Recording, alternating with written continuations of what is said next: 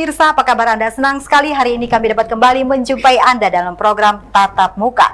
Program yang hadir sebagai wadah sosialisasi, berbagi informasi dan juga edukasi dalam bidang apapun. Tentu saja, kami senantiasa menghadirkan narasumber yang kompeten dan kredibel di bidangnya. Pemirsa, perbincangan kita hari ini dengan tema Tertib Lalu Lintas guna mewujudkan Kamsel Tipcar Lantas yang presisi. Kemudian, pertanyaan selanjutnya, sudah patuhkah kita? Untuk membahas hal ini saya tidak sendiri. Sudah bersama saya di studio dengan narasumber yang pertama AKBP Woro Budi Hastuti SH, Kasubdit Kamsel Ditlantas Polda Kalteng. Apa kabar Ibu? Terima kasih sudah hadir di sini untuk berbagi informasi pada hari ini di sela-sela kesibukan Ibu.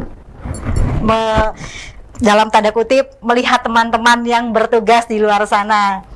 Oke, kemudian kita berkenalan juga dengan Bapak Andreas Palem Santoso, Kabid Lalin di Subprovinsi Kalteng. Apa kabar, Pak? Baik, selamat siang. Terima kasih sudah hadir. Dan juga di ujung sana dengan Bapak Ari Hartanto, Ketua Harian DPD Organda Kalteng. Nah, apa kabar, Pak? Bahalap Ibu. Terima kasih jadi rumah keheto. Sama-sama. Kita berbagi Anda tuh. Siap. Jadi yang kagak ngerti, translate di bawah ini. Pemirsa, kita ingin mengetahui beberapa hari terakhir ini di mana-mana sudah melakukan yang namanya operasi. Operasi apa? Yang jelas bukan operasi mata, bukan operasi diri, tetapi operasi Zebra Talabang 2022. Kita ingin mengetahui juga, adakah pelanggaran yang dilakukan oleh masyarakat?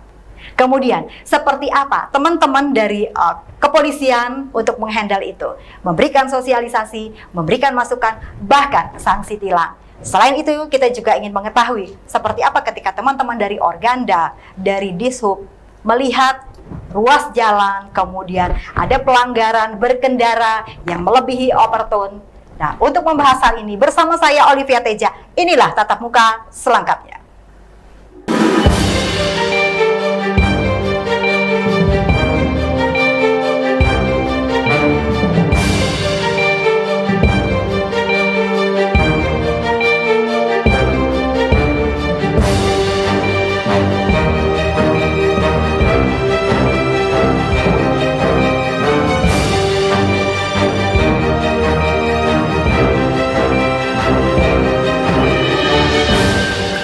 Terima kasih pemirsa, Anda masih bersama kami. Kita langsung saja ke Ibu Woro. Ibu, untuk menumbuhkan disiplin masyarakat dalam berlalu lintas, saat ini atau selama ini kegiatan seperti apa yang dilakukan oleh teman-teman?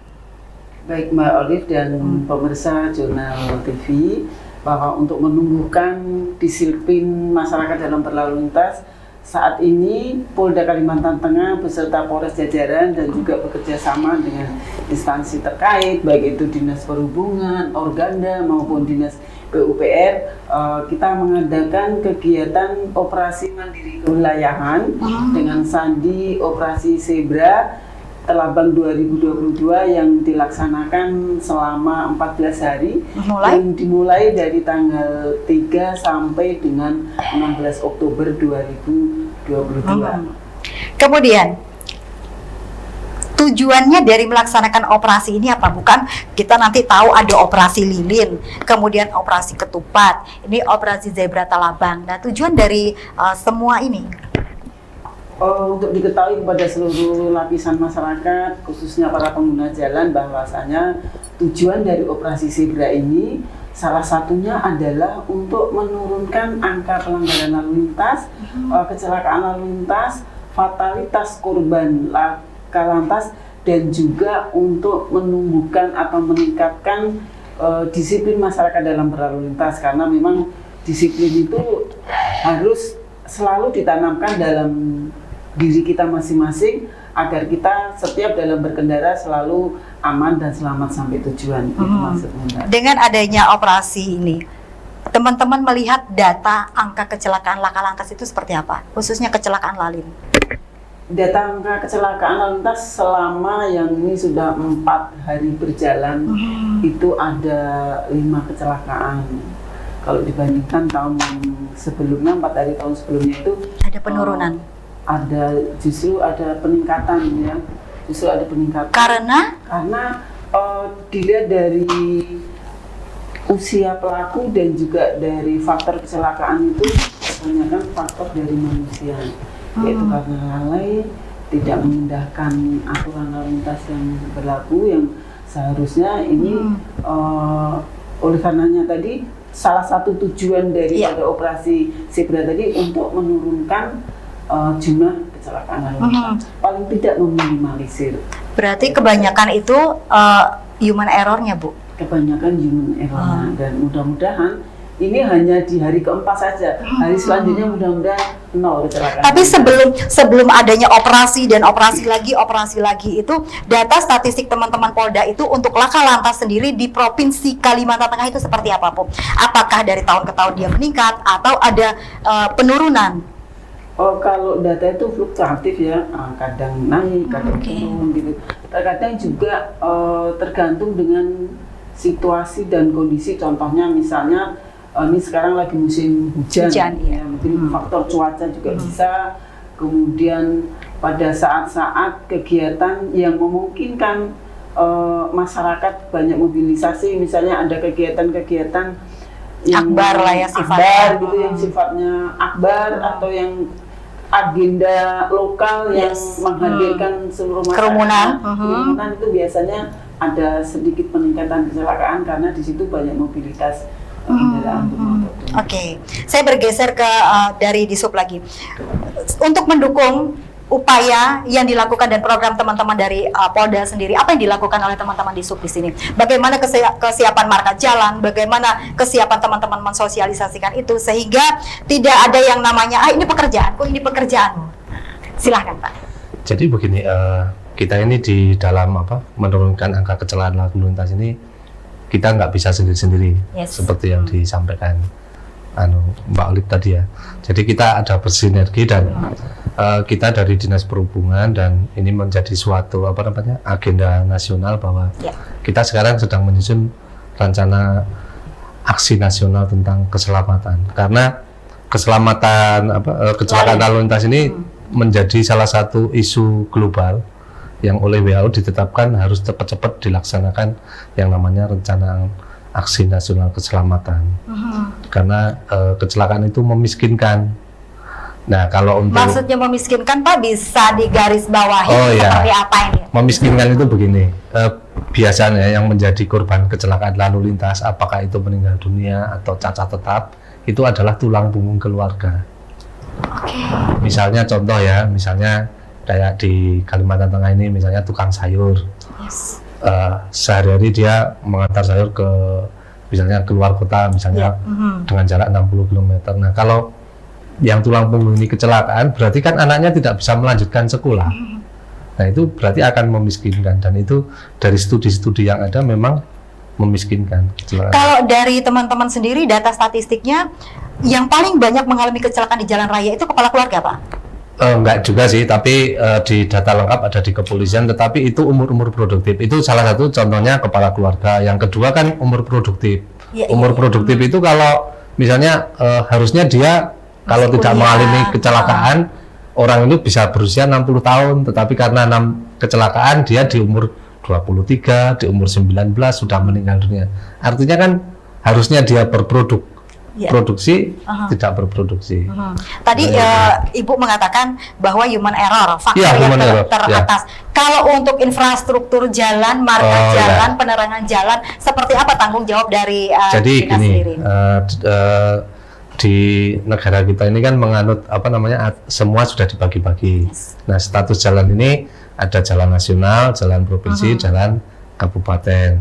Nah, untuk jalan nasional yang ada di Provinsi Kalimantan Tengah itu fasilitas keselamatan jalan ada di BPTD 16. Kalau kami di Dinas Perhubungan itu yang status di jalan provinsi dan jalan strategis provinsi. Nah, jalan yang status kabupaten kota itu tanggung jawab kabupaten kota. Tetapi dalam hal ini kalau untuk jalan provinsi itu kami angka kecukupan rambu untuk seluruh provinsi, untuk seluruh jalan provinsi itu sekarang masih di angka sekitar 40%. Masih kurang 60%. Ya, kalau seluruh jalan provinsi seluruh Kalimantan Tengah. Tetapi kalau untuk Kota Palangkaraya status yang jalan provinsi kita sudah di angka 85% untuk tahun ini. Nah, ini kedepannya kita bersyukur karena 2 tahun berturut-turut ini anggaran kita untuk Vaskes ini relatif cukup lah, maksudnya meningkat jauh daripada tahun-tahun sebelumnya. Jadi kami berterima kasih juga terhadap dukungan dari TAPD, kemudian dari DPRD dan dari dinas-dinas yang lain mendukung kami untuk meningkatkan anggaran ini. Kalau dari Kabid Lalin sendiri, seperti apa supporting ke masyarakat untuk mensosialisasikan ini loh pentingnya marka jalan, pentingnya rambu, pentingnya penerangan. Oh ya, jadi gini. Nanti takut-takutnya mereka nggak ngerti itu nyopo, jaga di tengah jalan. Jadi terus ini ada coret gede. Ya, jadi ini kita itu, tapi tahun-tahun sebelumnya sebenarnya kita juga ada sosialisasi ke masyarakat, terutama kami arahnya ke anak-anak sekolah. Okay. Nah, tahun ini rencananya kami akan melaksanakan itu di Murung Raya. Yang tahun ini mungkin di bulan November nanti kami akan mengadakan sosialisasi di Murung Raya. Kalau yang tahun sebelum Covid kami adakan di Palangkaraya, Kapuas, kemudian Sampit dan Kota Waringin Barat di Pangkalanbun. Jadi kita mengharapkan dari anak-anak ini, anak-anak sekolah ini, karena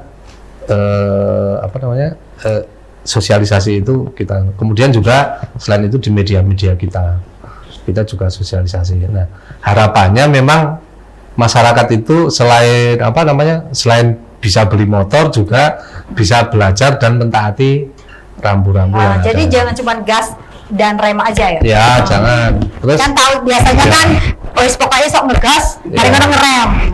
Kemudian selain itu juga kami misalnya pas di jalan raya kok ada sama-sama naik motor, ada yang nggak pakai helm, pas di lampu merah itu saya juga tegur, Bu. Jadi saya meskipun saya bukan polisi, saya tegur, kenapa kok tidak pakai helm? Rumah saya dekat, enggak, kalau pulang bawa ambil helm dulu. Saya seperti itu. Pak, jujur Pak, kalau di kota besar mungkin karena sering teredukasi, tetapi kan kalau di daerah banyak sekali kita jumpai. Nah, itu seperti apa? Untuk sosialisasinya sampai ke teman-teman di daerah. Ya, itu kita juga bekerja sama dengan dinas kabupaten kota. Mereka juga mengadakan sosialisasi itu, dan kita itu sebenarnya ada yang namanya forum lalu lintas jalan. Forum lalu lintas jalan ini kalau di provinsi ya, kalau saya dengan Bu Oro ini yang di lantas di tingkat Poldanya. Nah, kalau kota dengan Polresta, kabupaten dengan Polres tempat. Berarti ada duta lalu lintas nih, Bu, untuk anak-anak sekolah, anak-anak pemuda. Ada di tingkat Polres ada. Oke. Giliran Ketua Organda lagi, Pak Ari. Supporting dari Organda itu apa sih untuk operasi Zebra Talabang ini? Hubungannya tuh gimana gitu loh? Ini kan razia, setahu orang kan, razia prit-pritan, ada polisi di sana kan gitu. Nah, terus Organda tuh di sini tuh ngapain gitu loh Pak, ceritanya? Organda itu kan sebagai organisasi pengusaha angkutan darat Indonesia, yang dimana di DPD Provinsi Kalimantan Tengah kami menaungi seluruh para pengusaha yang di bidang angkutan darat ya.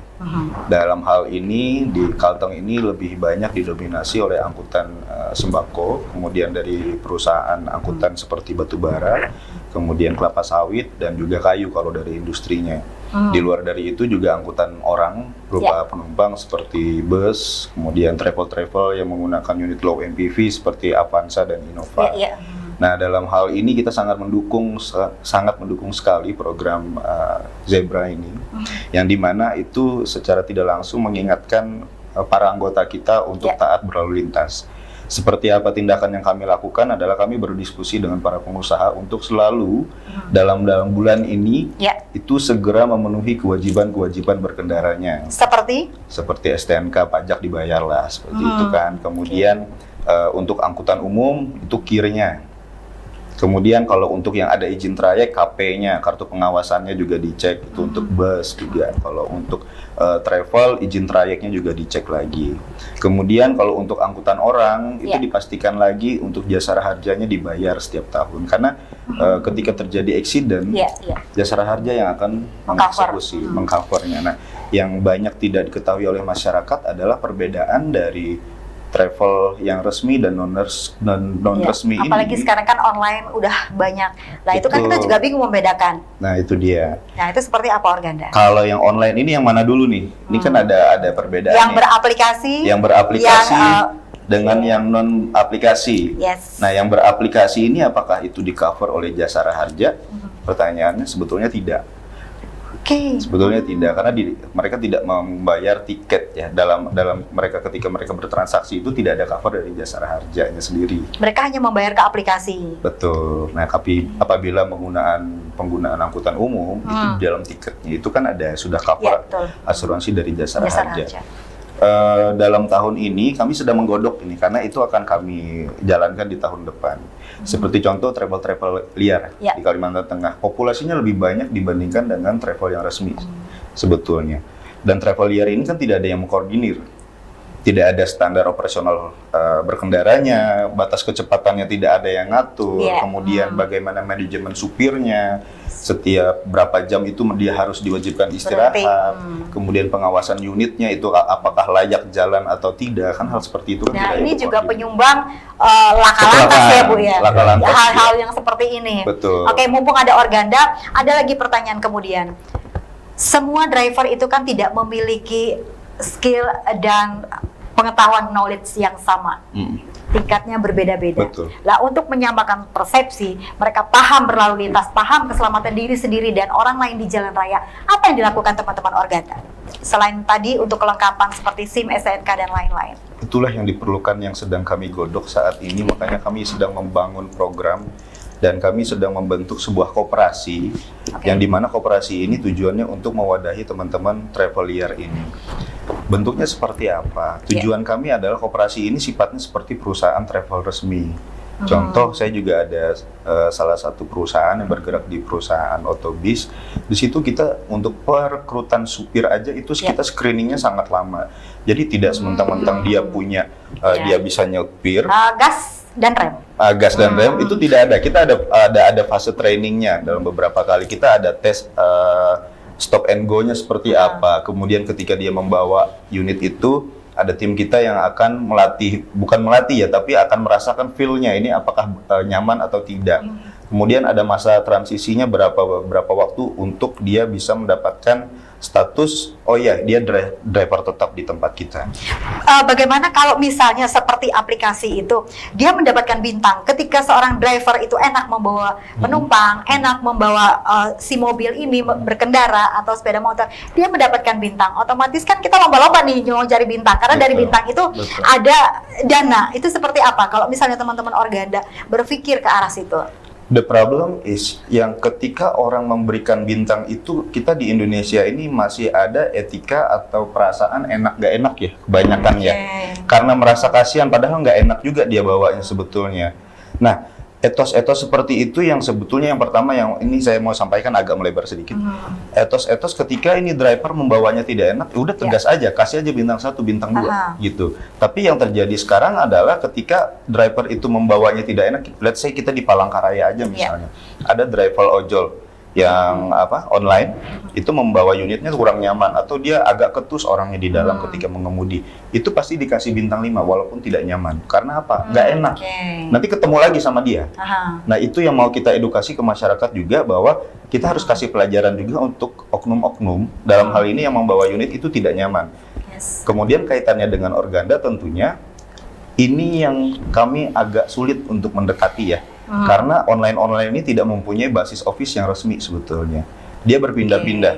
Kami untuk mediasi dengan tim mereka pun itu mendapat sedikit kesulitan ya untuk berkoordinasi. You punya driver, bisa nggak kita jadiin anggota gitu, supaya kita gampang mengkoordinirnya. Dalam hal ini misal, contoh dari Dinas Perhubungan dalam beberapa bulan ini ada sedikit bantuan.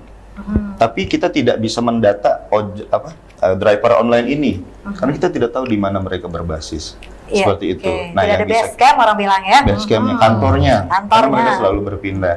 Kalau misalnya nggak pindah, mungkin dari TV ini mungkin bisa menghubungi DPD Organda untuk bisa berkoordinasi. Seperti itu. Oke, saya beralih ke Ibu Woro lagi. Yang menjadi tugas pokok dalam Zebra Talabang 2022 ini apa, Bu? Tugas pokok dalam operasi Zebra Talabang 2022 Dua ini adalah kita melaksanakan operasi Harkamtibmas dengan pemeliharaan keamanan ketertiban masyarakat dengan mengedepankan edukasi persuasif, humanis, dan juga penegakan hukum. Nah, penegakan hukum ini secara ya, secara elektronik. Ya. Jadi kalau kemarin beberapa hari yang lalu itu kita mungkin warga masyarakat banyak yang dapat WA bahwa di iya. simpang jalan ini. Jangan lewat sini pada jam sekian ada razia. Nah, itu Padahal seperti itu apa? tidak benar. Oke, Tidak berarti hoax. melaksanakan dalam operasi zebra ini kita tidak melaksanakan kegiatan razia, tetapi pelanggaran itu dilaksanakan dengan menggunakan kamera etelit. Nah, bagaimana di jalan-jalan yang tidak ada kamera etelitnya, Ya. maka kita melaksanakan hunting system. Jadi kita sambil patroli, ketika ada pelanggaran, kita tidak melakukan penilangan tetapi teguran secara tertulis. Jadi kita memberikan edukasi, kecuali pelanggaran itu yang benar-benar mengakibatkan fatalitas korban atau mengakibatkan laka. Contohnya misalnya melanggar batas kecepatan. Nah, tetapi kalau masih sebatas yang tidak memakai helm, sementara ini kita masih memberikan edukasi dengan memberikan teguran secara tertulis. Jadi tidak benar kalau dalam beberapa hari ini ada Sudah beredar itu, Bu. informasi bahwa di simpang jalan A, B, dan Ya, C pada jam sekian. pada jam sekian akan dilaksanakan razia, dan itu tidak benar. Semacam terjadwal ya, Bu, ya. Terjadwal, ya.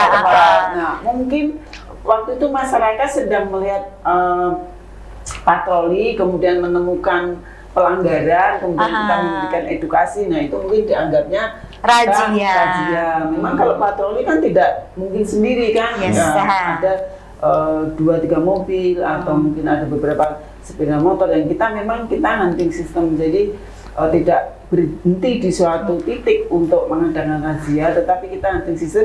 Ketika kita menemukan pelanggaran, maka kita akan memberikan edukasi.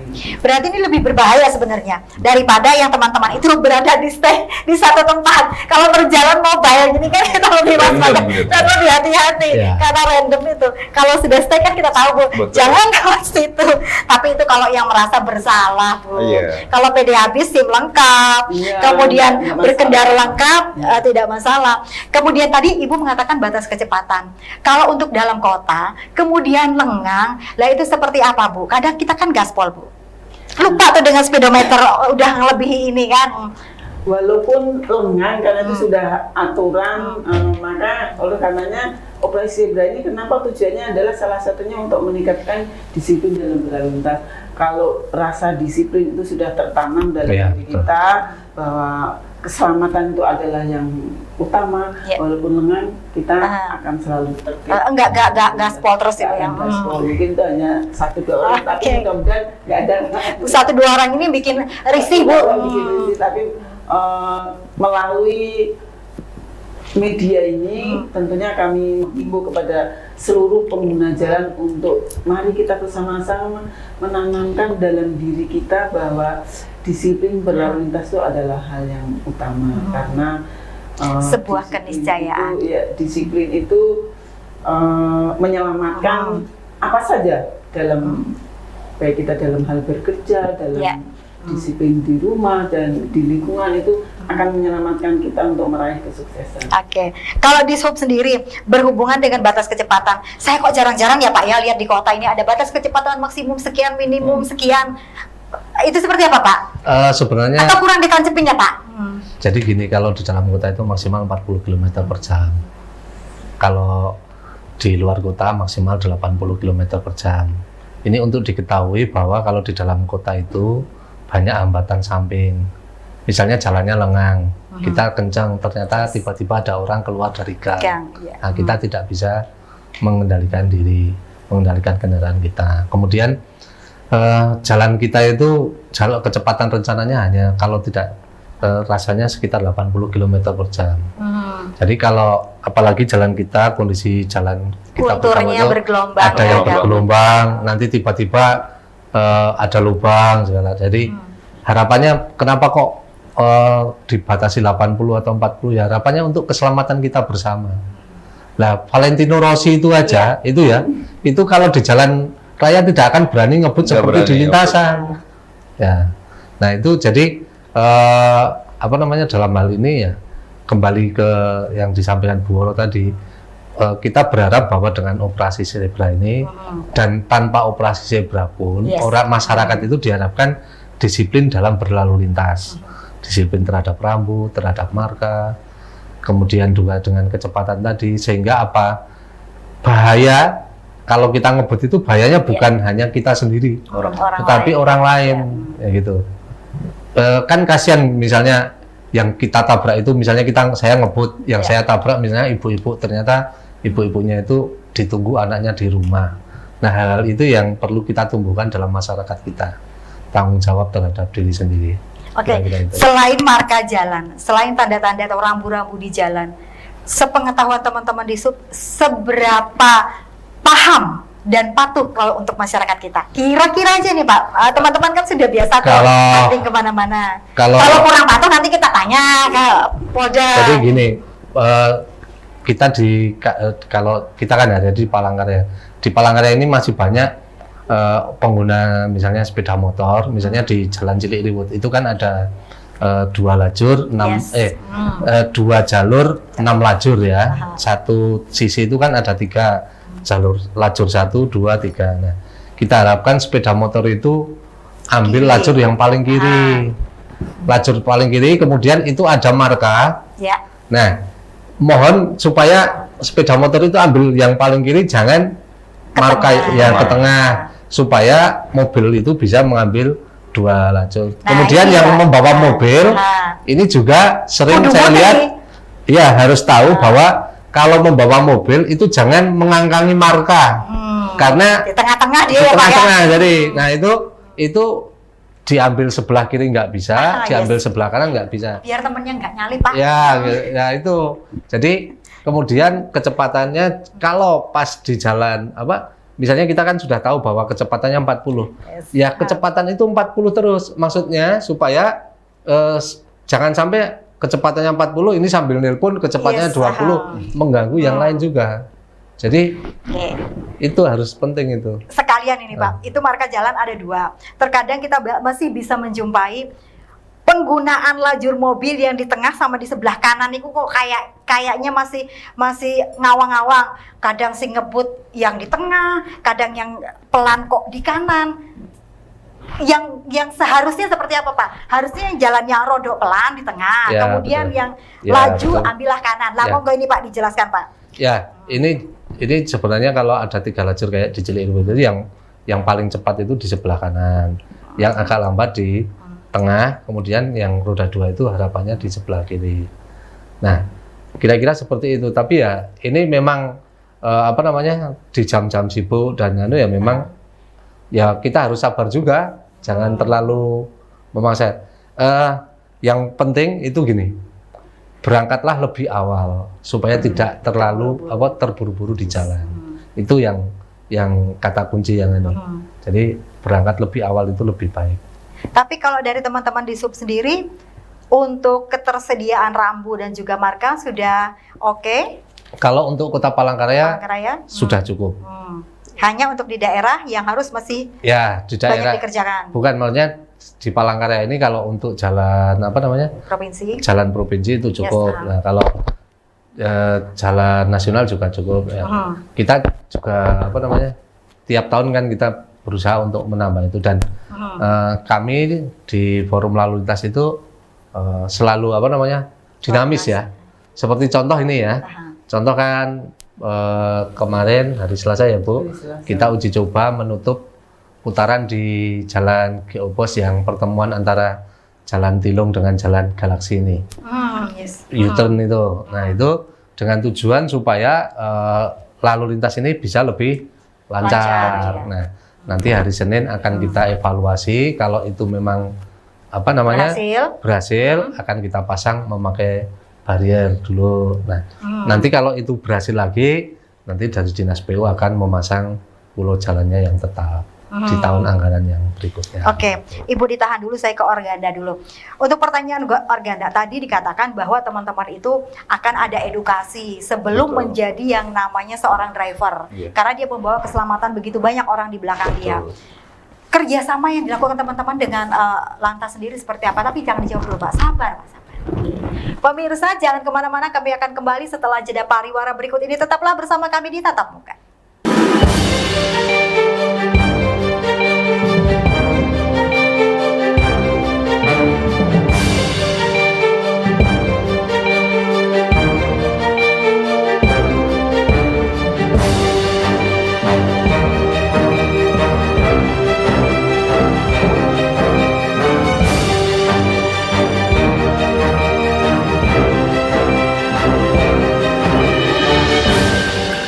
Terima kasih pemirsa, Anda masih bersama kami dengan tema perbincangan kita hari ini, tertib lalu lintas guna mewujudkan Kamsel Tip Carlantas yang presisi. Kita lanjutkan, tadi sempat terpotong dengan Organda. Organda, seperti apa kerjasama yang dilakukan oleh teman-teman selama ini dan next ke depan dengan Polda, kemudian dengan teman-teman perhubungan? Oke, baik. Karena Organda ini baru dikukuhkan lagi, kepengurusan yang baru di tahun 2022 ini, kami sebetulnya belum terlalu banyak bersinergi dengan stakeholder. Untuk berkunjung itu sudah, dan rencananya dengan di Lantas kita ingin mengadakan MOU ya Bu ya. Dan MOU itu nanti sifatnya segala sesuatu yang berkaitan dengan pelatihan-pelatihan driver, itu kita harapkan ada bantuan dari teman-teman di Lantas juga. Seperti tadi sudah agak sedikit disinggung oleh Pak Pangam juga, ada perihal pelatihan untuk eco driving yang dimana itu bisa membantu driver untuk mengukur efisiensi dalam berkendara juga, selain keselamatannya seperti apa. Kemudian di sisi internal kami sedang menyusun sebuah buku standar sistem manajemen keselamatan SMK itu. Di tujuannya itu nanti kami akan bagi-bagi ke teman-teman anggota, para pengusaha, yang dimana itu bisa jadi acuan para pengusaha atau terlebih si driver ya, baik travel gelap ataupun truk, dalam berkendara itu apa saja prosedur keselamatan yang harus dimiliki dan disiapkan. Seperti itu sih rencananya. Kalau misalnya ada overload penumpang, kemudian overload barang, seperti apa yang dilakukan teman-teman Organda? Untuk saat ini karena kami kekurangan tim juga di lapangan, kami tidak bisa memantau itu secara langsung ya. Tapi kalau memang kami menemukan hal itu, otomatis kami akan menegur. Dan juga kami akan memanggil perusahaan terkait. Terlepas dari perusahaan itu perorangan ataupun memang sebuah PT. Betul. Apabila ini dalam bentuk badan hukum, tentunya kami akan membawa beliau ini ke meja dalam artian itu kami akan diskusikan lebih lanjut. You punya PT tapi kenapa tidak sesuai dengan SOP ya, seperti itu. Tapi kalau dalam bentuk perorangan kami akan memberikan edukasi lebih lanjut lagi bahwa ini membahayakan. Memang kita ngerti semua mau cari profit, tapi diingatkan lagi bahwa keselamatan itu sangat lebih penting dibandingkan profit. Kerja setahun gara-gara accident satu kali habis, kan jangan konyol istilah katanya. Ngomong-ngomong, kalau teman-teman Organda kenaikan tarif ini ada nggak bisik-bisik tetangganya nih? Karena BBM naikin ya. Kenaikan tarif jelas ada. Kita kalau di travel di kelas-kelas eksekutif itu ada kenaikan tiket itu di 10%. 10% kenaikannya se-Kalimantan Tengah. Dan sudah mulai berlaku. Namun di kelas ekonomi untuk angkutan orang ya, angkutan umum orang, itu ada bantuan nanti. Perencananya ini akan ada bantuan berupa subsidi tiket.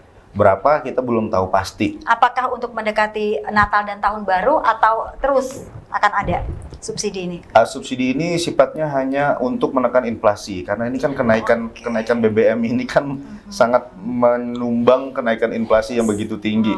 Nah, apabila ini nanti anggarannya cukup sampai dengan Tahun Baru, kita harapkan sih cukup. Itu sangat baik sekali. Oke, saya bergeser ke Ibu dulu. Langsung Bu, apa yang menjadi sasaran prioritas penindakan ini? Dan juga kemudian karena sudah menyinggung Tahun Baru sama Natal, apa program teman-teman di Telabang ini untuk next-nya? Baik Mbak Oli, bahwa sasaran prioritas dalam penindakan kepada para pelanggar yang pertama yaitu para pengguna atau pengemudi kendaraan bermotor yang melebihi kecepatan. Kemudian juga yang tidak menggunakan helm NSI maupun safety belt. Kemudian juga pengemudi kendaraan bermotor yang di bawah umur. Kemudian juga yang pengaruh alkohol, kemudian juga yang boncengan lebih dari satu, Ya. kemudian salah satunya tadi yang menggunakan handphone pada saat berkendara, itulah yang menjadi prioritas dalam penindakan pelanggaran. Masih banyak kan itu Bu ditemui Bu oleh teman-teman? Masih banyak, masih banyak. Nah, itu kita temukan pada saat kita hunting system tadi. Banyak yang tidak menggunakan helm, khususnya di persimpangan-persimpangan yang dekat dengan perumahan, karena alasannya itu tadi dekat rumah. dekat. Padahal kecelakaan itu Tidak mengenal dekat dan jauh ya. Nah, begitu juga kita temui juga ketika kita berada di daerah-daerah dekat sekolahan itu yang mengantar putra putrinya, selalu boncengan ada yang 3. Bonceng dulu Bu. Ya. Bonceng dulu. Bonceng 3, bonceng telur. Jadi kalau kita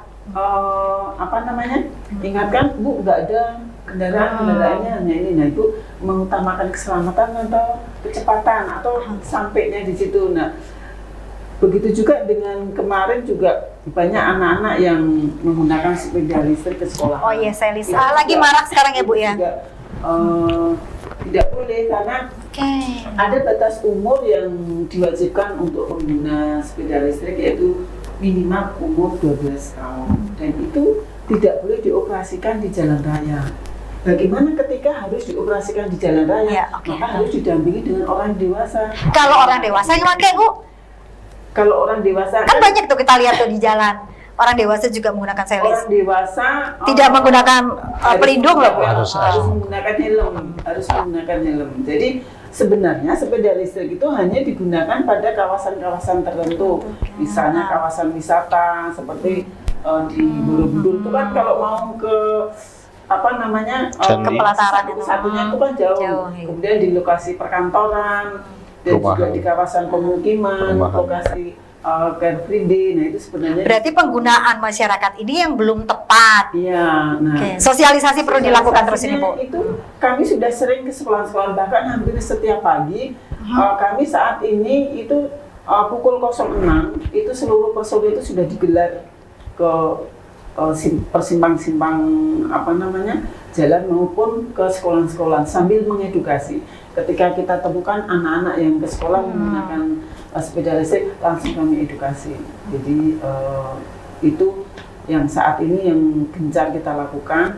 Kemudian juga tadi kalau kita menggunakan handphone sambil berkendara itu akan mengganggu konsentrasi. Sementara kita berkendara itu harus penuh konsentrasi karena nanti akan bisa mengakibatkan tadi kecelakaan yang bisa merugikan orang lain. Pertanyaan berikutnya, bagaimana kalau di mobil sekarang kan ada tuh ditaruh di pojok sini sambil ngomong, ya ditunggu sebentar ya OTW. Nah ini kan dia berkomunikasi juga Bu, tapi ditaruh di, kan ada alatnya tuh sekarang kan ya. Holdernya ya. Lah itu seperti apa Bu?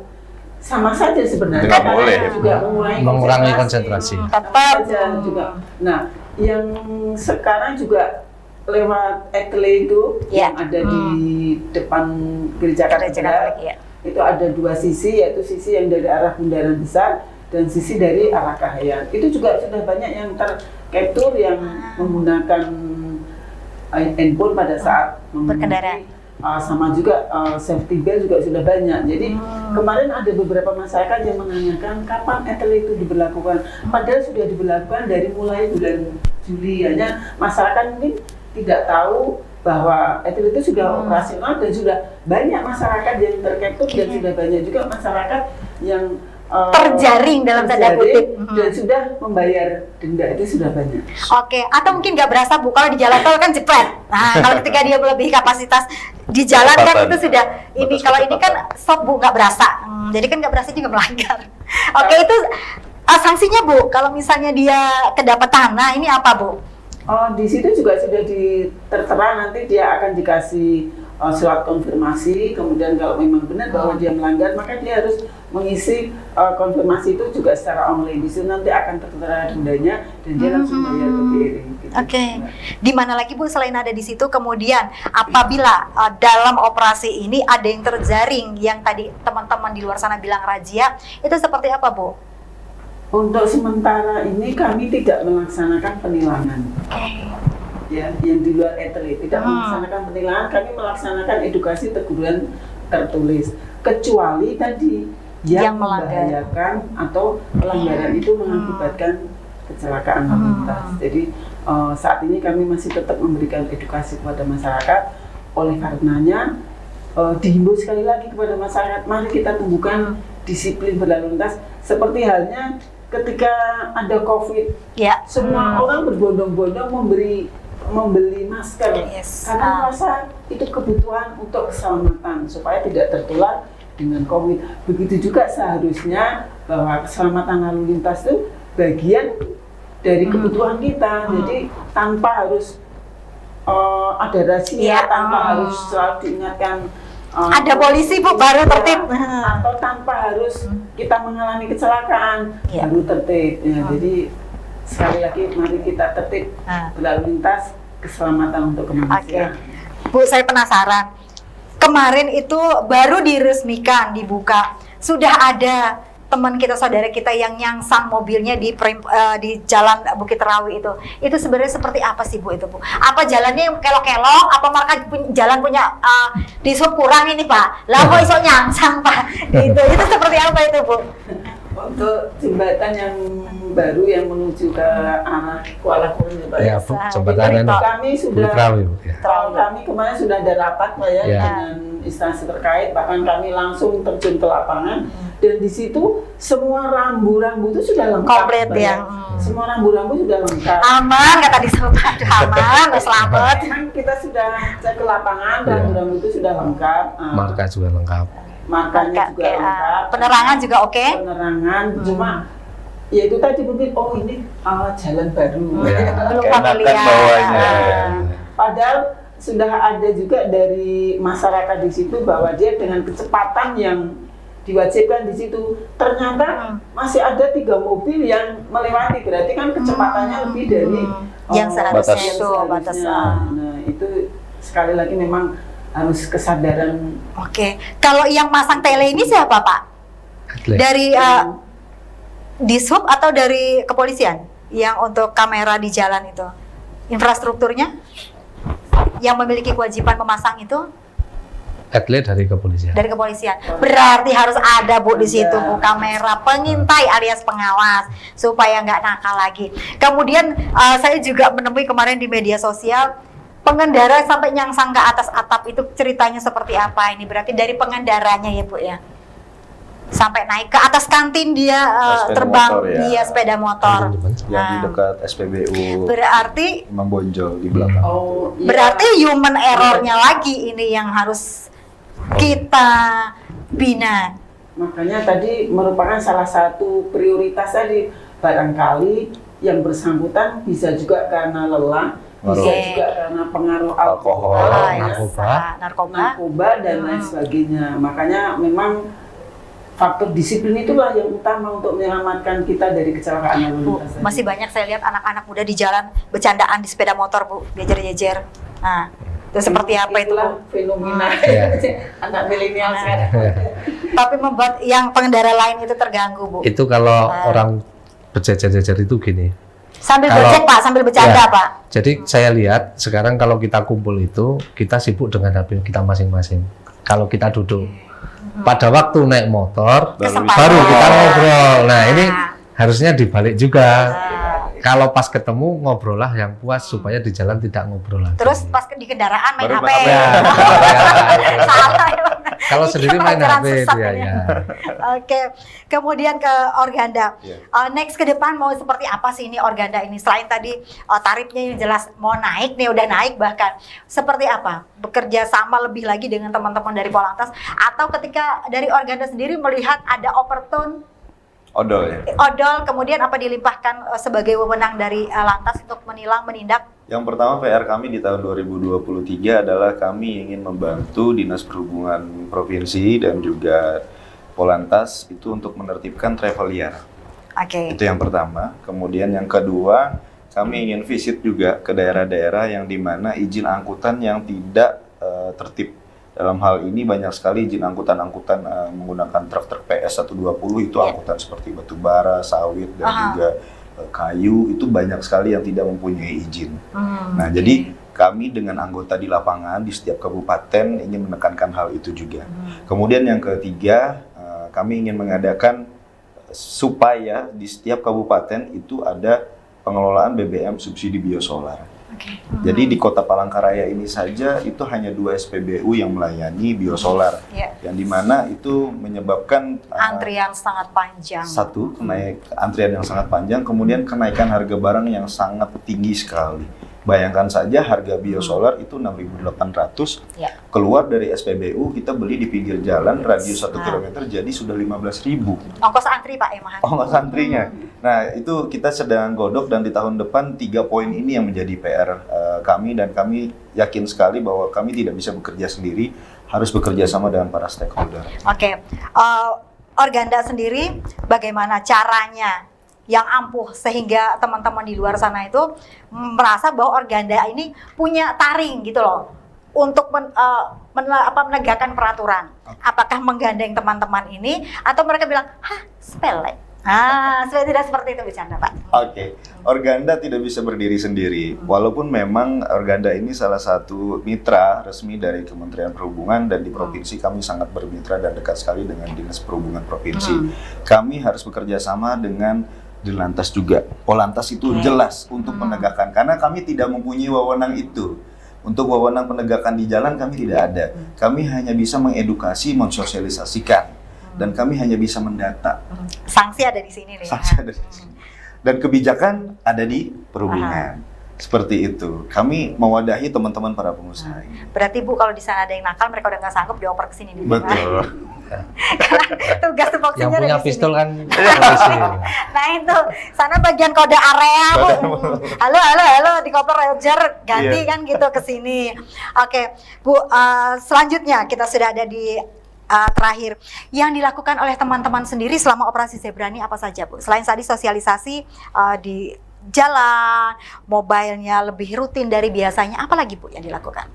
Yang pertama yaitu edukasi ya. Edukasi ini juga melalui medsos, salah satunya juga sekarang dialog interaktif, dan juga kita melalui radio, spanduk, pamflet dan lain sebagainya, dan juga melalui video troll, juga imbauan-imbauan selalu kita sampaikan, dan juga kita melakukan penjagaan dan pengaturan lalu lintas, patroli ke daerah-daerah rawan, rawan kecelakaan maupun rawan kemacetan. Ketika kita melaksanakan patroli, kemudian ada pelanggaran ataupun ada kemacetan, maka kita akan selalu turun untuk mengurai kemacetan dan juga menegur para pelanggar lalu lintas, dan juga tadi melakukan penegakan hukum ini dilaksanakan secara elektronik dan juga teguran lisan. Kalau itu tadi Bu pertanyaannya masih sama. Kalau misalnya ada teman-teman di luar sana pengendara yang kedapatan dan harus kena teguran lisan, dalam tanda kutip tilang, itu kemana Bu ngurusnya? Apakah tilang di tempat itu seperti apa? Atau dia mungkin harus ke kantor polisi atau seperti apa Bu? Kalau dilaksanakan penilangan di situ, maka nanti setelah dia dikasih surat tilang, kemudian dia bayar ke bank, maka dia akan mengikuti sidang pengadilan. Jadi bayar tilangnya bank. Dalam hal ini BRI. Jadi untuk berapa yang dendanya yang harus dibayar itu nanti diputuskan oleh pengadilan. Misalnya saya titip 250, ternyata yang diputus hanya 100, berarti selebihnya bisa diambil pada saat selesai sidang ini tadi. Kalau saya hanya 100, maka saya akan mengambil sisanya yang 150. Dan tadi juga ada yang tanya, mana uang? Iya, uang tilangnya ini ya. Tidak masuk ke kas negara. Dan itu juga nanti dikembalikan juga untuk keperluan masyarakat, contohnya juga untuk fasilitas jalan, perawatan, rambu-rambu dan lain sebagainya. Semuanya untuk keselamatan dalam berkendara. Oke. Untuk di Sub sendiri, kita memasuki musim penghujan ini Pak. Di mana-mana kan kita ngelihat mulai genangan air, kemudian banjir. Yang dilakukan oleh teman-teman di Sub untuk meminimalisir terjadinya laka lantas karena misalnya genangan air, ada nggak Pak? Selain daripada nancepin rambu itu tadi Pak, kalimatnya nancepin rambu. Jadi kalau untuk banjir ini yang sekarang pohon-pohon juga sudah surut ya. Kemarin itu yang ruas Panglang pemantauan itu kita dari Dinas Perhubungan Kabupaten dan kita dari provinsi menjaga di lokasi-lokasi yang rawan banjir itu. yang terendam, karena memang terendam di pangkalan pelaku terendam jalannya, jadi mengatur lalu lintas di situ dan juga menghimbau supaya angkutan berat jangan lewat terlebih dahulu. Oke, itu adalah yang dilakukan oleh teman-teman. Oke. Sama ini kalau berkendara waktu hujan Ya, perlu lebih lebih aware terhadap diri Iya, sendiri lebih gitu ya. aware. Karena juga ada faktor misalnya rem itu tidak bisa Tidak pakem. ya tidak paham, ada aquaplaning itu aquaplaning itu. Nah, itu yang perlu diperhatikan oleh pengemudi. Oke, kemarin saya ada membaca bahwa dari teman-teman Dirjen juga Perhubungan dan juga Organda, mereka akan melakukan penguatan, memperkokoh angkutan jalan untuk pulih lebih cepat dan bangkit kuat melalui kolaborasi, optimalisasi, dan digitalisasi. Yang saya tanyakan, untuk meningkatkan pelayanan angkutan jalan, baik untuk Organda dan juga Perhubungan, memanfaatkan digitalisasi seperti etiketing, sudah mulai, kemudian e-logbook, global positioning, kemudian ada yang namanya board unit, untuk efisien pelayanan dan pengawasan perusahaan. Dari teman-teman ini menyambut ini seperti apa? Kita sudah di era digitalisasi ini, seperti apa? Sangat positif tentunya, Bu Olive, karena sesuai dengan kita bicara Kota Palangkaraya sendiri kan salah satu wali kota kita juga mencanangkan program Smart City sebetulnya. Dan itu juga sudah kami pikirkan. Salah satunya kami sedang berdiskusi dengan salah satu calon guru besar di Universitas Palangkaraya yang dimana beliau ini juga bergerak di bidang IT. Kami sedang mencoba menggodok suatu alat untuk bisa melakukan screening di unit-unit yang lewat di keluar masuk di Kota Palangkaraya. Contoh tadi kan kami bertujuan untuk menertibkan travel gelap kan. Kami tidak mungkin mengunjungi satu-satu unit ini, kamu travel gelap, ada sekian ribu, sekian ratus unit, kami datangin satu-satu, kami catat, itu nggak mungkin. Nah, salah satu metodenya melalui teknologi ini mungkin kami ada seperti kopian dari kamera etle tadi, tapi ini dalam bentuk yang lebih kecil. Nah, ini tujuannya untuk kepentingan teman-teman Organda sendiri. Selain itu juga nanti ke depannya bagaimana caranya menertibkan juga sistem parkir liar. Organda sampai parkir juga ya? Ke arah sana. Penertiban ke parkir liar, karena ini kan mengganggu lalu lintas juga kalau misalnya ini tidak ditertibkan. Hal-hal seperti itu kami sedang diskusi dengan tim ahlinya sendiri. Biasanya mereka berjejer di bahu jalan, yang resmi maupun yang tidak resmi. Betul. Nah, seperti itu salah satunya. Dan apabila Terminal Bayangan, Pak? Terminal Bayangan apa lagi? Nah, seperti itu boleh. Oke. Sesegera mungkin teman-teman ini melakukan yang namanya digitalisasi melalui kolaborasi. Demikian juga dengan Dishub seperti apa? Ya, jadi nyambung yang tadi disampaikan Organda, nanti mungkin kita perlu kolaborasi dalam hal penataan sebenarnya pelaku travel itu ada berapa? Betul. Siapa saja yang punya kemudian yang tidak kalah penting adalah BPS yang bekerja di Kalimantan Tengah ini. Siapa saja, sehingga harapannya bukan hanya kita menyalahkan kepada pengangkutnya, tetapi dari BPS-nya itu dari dulunya sudah tertib juga. Jangan mundur, jangan memaksakan angkutan karena dikejar target, memuat terlalu banyak. Modifikasi mobil, Pak? Modifikasi mobil. Termasuk juga, ini saya juga mau sampaikan bahwa agen-agen yang menjual mobil ini juga harus tertib. Jangan menjual Pak, yang melebihi kapasitas. Bannya benar, Pak. Bannya udah 6 nih. Atasnya, Pak, yang tinggi, Pak, sama lebar. Nah, itu yang tidak disadari oleh pengangkut, kalau juga supir itu. Biasanya mereka bilang, Pak, yang penting ini masih kuat nanjak. Kuat nanjak, tapi tidak kuat ngerem itu berbahaya. Dan merusak jalan, Pak. Ya, merusak jalan dan berbahaya untuk orang lain. Itu yang perlu disadari. Kalau kalau kecelakaan hanya untuk yang korbannya dia sendiri, nggak masalah. Berdampak orang lain itu yang sangat. Apalagi kalau dia opportune ya, Pak ya, jalannya gambut, kemudian oleng, kita yang di belakang tuh rada ketar-ketir, Pak. tumplok ke kiri kan nggak lucu Pak. Nah, wassalam kita sudah Pak. Nanti tugas juga dari teman-teman di sub juga, dari teman-teman di sub khususnya untuk lalin. Jadi, sebenarnya kami juga sudah, Pak Gubernur dalam hal ini sudah memberikan apa namanya, himbauan kepada PBS, dan kita sudah melakukan sosialisasi pendekatan ke perusahaan. Nah, harapannya juga PBS ini ya dalam tanda petik tahu diri dan kembali lagi disiplin, bukan disiplin itu bukan karena ada polisi, bukan karena ada petugas, tapi karena berangkat dari kesadaran. Saya juga disiplin Pak, kalau ada polisi saya balik Pak. Nggak tahu dari sana Pak polisinya. Saya disiplin nggak mau melanggar Pak, jadi saya udah balik. Itu kan banyak sekali ditemui ketika melihat berseragam di tengah jalan, balik katanya gitu. Itu sering. Padahal cuma standby ya. Padahal cuma standby, kebetulan jaga di situ. Tapi kan sering karena di pos-pos kan teman-teman berjaga, balik mutar. Justru balik ini kami yang tidak tahu kalau dia ngelawan arus kan itu bahaya malahan. Iya betul. Kalau teman-teman selama mobile itu Bu, pelanggaran yang paling sering dijumpai itu apa Bu? Yang paling sering dijumpai yaitu tidak menggunakan helm, kemudian menggunakan handphone pada saat itu yang tertinggi ya Bu ya? Dan boncengan lebih dari satu, itu yang banyak dijumpai. Kalau orang tua cenglu jarang Bu kayaknya. Kalau yang orang-orang tua cenglu jarang kayaknya. Kayaknya nih nyasar-nyasar yang produktif nih, anak sekolah, ya, kuliah. Usia produktif ya, usia muda.